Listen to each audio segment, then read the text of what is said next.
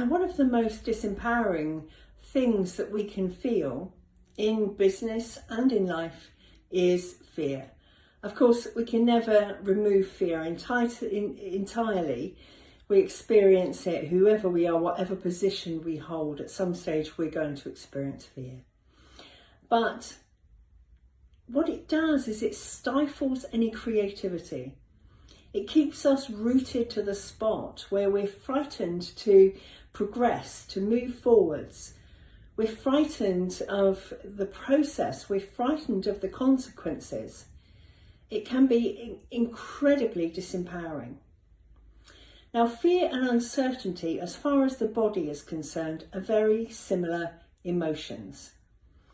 They both lead to a heightened emotional state, that feeling of your heart racing, the thoughts of what if, sweaty palms. We all know what those uncomfortable feelings feel like. But instead of choosing to feel fear, how about you reframe that into excitement? Research from Harvard University has found that people who are able to reframe that anxiety into excitement actually perform better. And here's a little exercise that will help you to do that. It's called cognitive reappraisal, and it's used often by psychologists. So when you experience that feeling of stress, when you're frightened of something, fear comes knocking, first of all, identify the why. What is it that you're frightened of? Why are you frightened of it? And write it down. So, for example, it could be, I've been asked to see the boss, asked to a meeting with the boss this afternoon.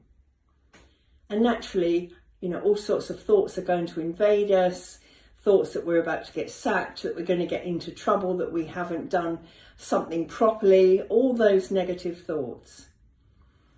But then, instead of succumbing to those negative thoughts and letting that fear, that anxiety, that stress build, we're going to question that hypothesis, and we're going to ask ourselves instead, what's the reality? And then we're going to go one step further and ask ourselves for evidence for that opposite point of view.